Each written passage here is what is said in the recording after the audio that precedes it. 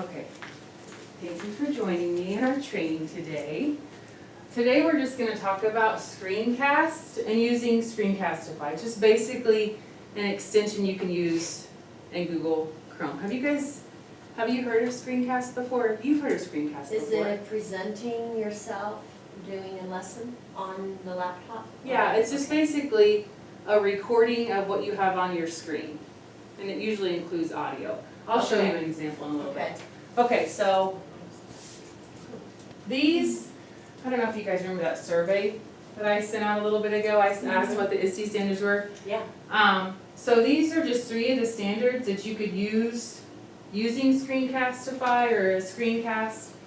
So you can use technology to create, adapt, and personalize learning experiences that foster independent learning and accommodate learner differences and needs. And this would accommodate designing authentic learning activities that align with content area standards and use digital tools and resources to maximize active deep learning, and then explore and apply instructional design principles to create innovative digital learning environments that engage and support learning. So these are the ISTE standards for educators. That's just 3 of them though. There's a lot more than that, but that's how you can use Screencastify for your kids. And the purpose of a screencast is to engage your class, to use an in-class flip. We're not going to really go into detail with in-class flip today, but that's how I kind of use it. For a classroom management tool to empower your kids, and it allows them to kind of do self-guided lessons, and then I guess it could also be used for differentiation. So this is an example of a screencast that I did earlier this year.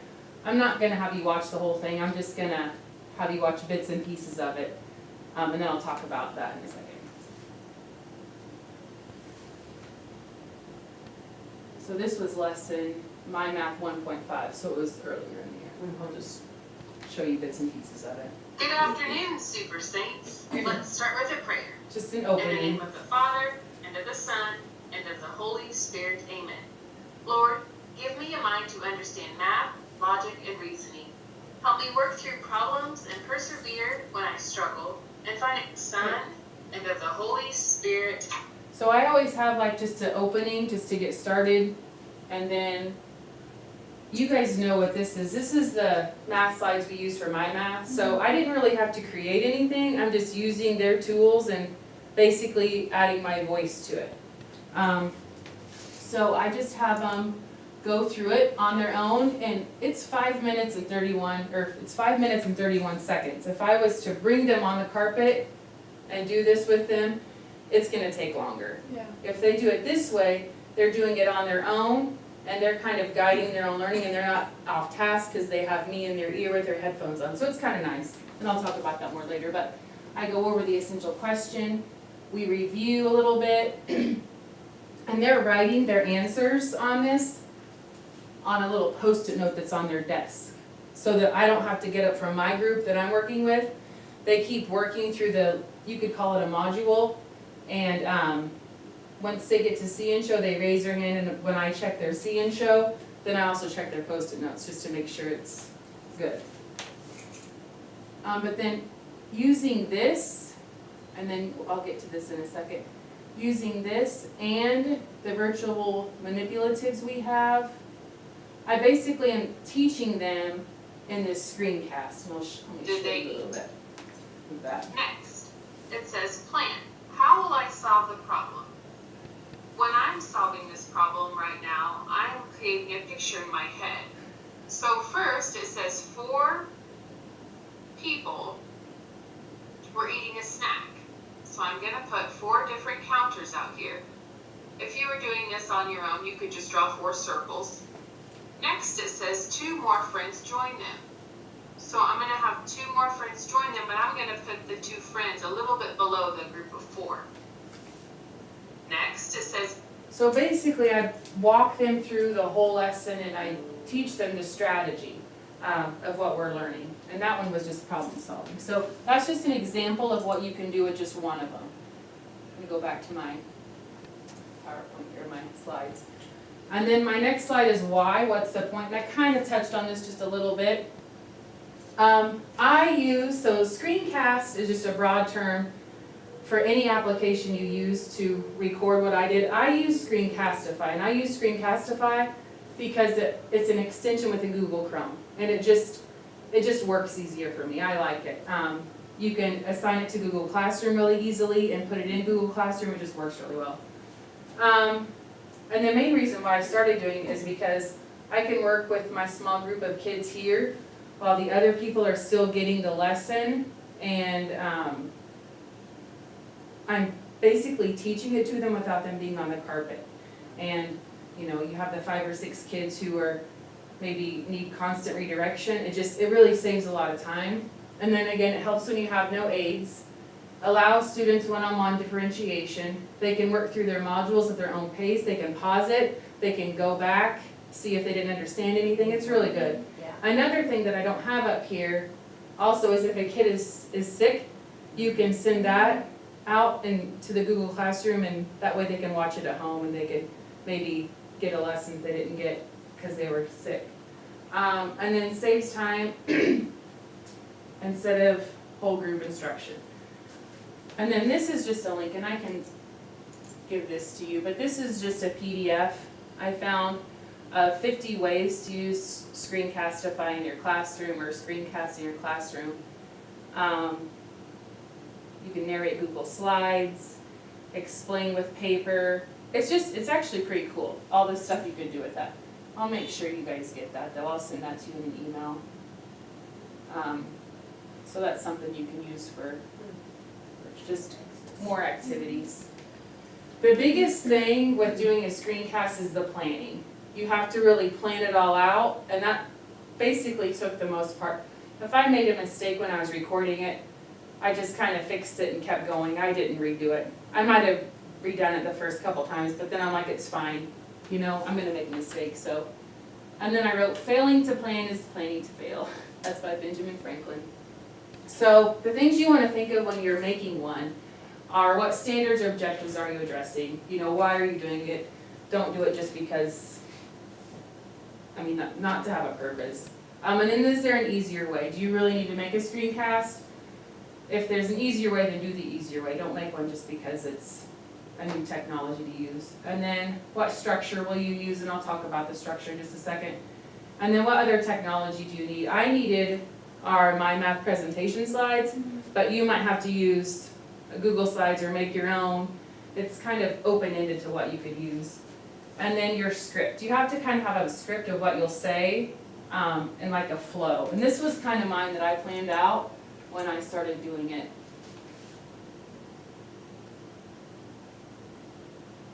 So questions to help you kind of plan it out are like, how many Chromebooks do I have access to? I know we all share, so we might not have all of, you know, our 25 Chromebooks. We might have to share. That's another reason why you can split your class in half, and half of them can be on the Chromebooks and half of them can be working with you. How many groups do I need? How much time do I have, including passing out Chromebooks and transitioning? And then who should I meet with first? I always meet with my lowest group first. And then have my higher kids doing an enrichment lesson that is maybe tied into the content they did yesterday so that they can work independently. And then have the rest of the class doing the screencast lesson for the day. That's just one group you could do. My initial structure was like a hook. And basically I use our math slides again for the hook, the essential question. Where are you, the review, the new content, and then a class activity or flex time. So, and then here's just an example of how I did my openings. For Monday I did like a prayer. All of mine start with a prayer. They're just a different prayer for every day. And then my script is basically the same. I have my opening, and that's just, in today's lesson, what they're going to be doing. The essential question, whatever is on the board, problem of the day, common core quick check, and then investigate and explore and explain. That's where I'm teaching the content, and then see and show and what they're supposed to do after they do see and show. And that's basically where my math presentations end. I think that's just a blank page. Okay. So if you're interested in doing a screencast, this, and I can send you this link too, this, if you wanna use Screencastify, this details all the information that you can go to. It guides you through the initial setup, and I'm gonna have you maybe do that today if you guys want to.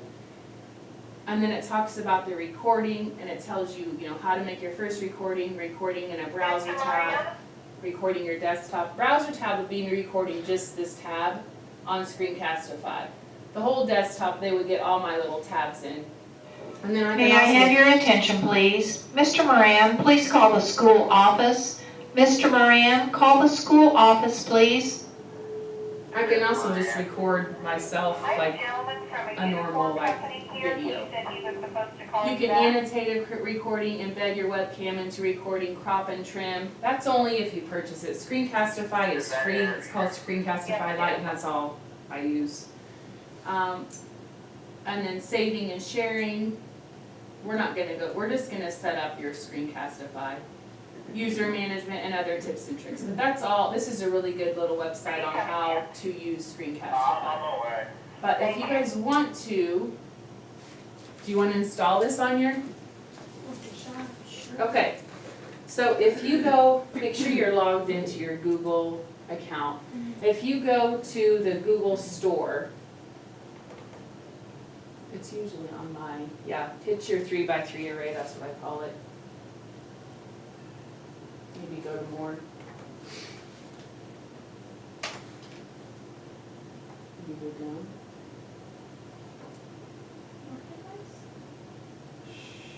Yeah. Let me show you on mine. Mine is usually, my home computer.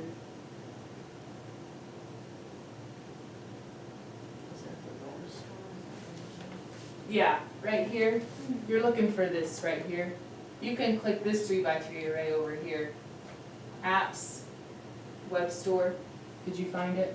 Yeah, I'm in the web store. Okay, so open that. Did you find it? Hang on, go back. Come over on this one. Use that one. Oh. There it is. Okay, so I have it installed already, so mine is gonna be a little different than yours, so I'm gonna go back to my slide.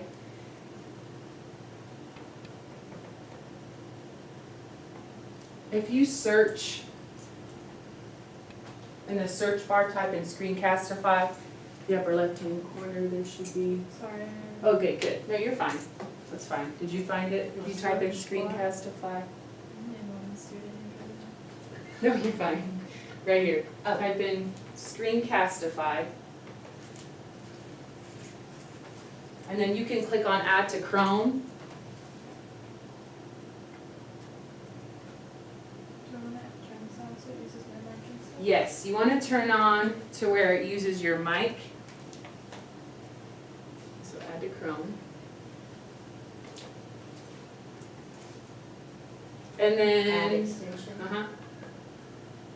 And then is it asking you to access your Google Drive yet? Yeah. You want to do that too, that way whenever you make a screencast, it'll automatically save to your Google Drive. And so it's really handy, it works together really well, so you can turn that on.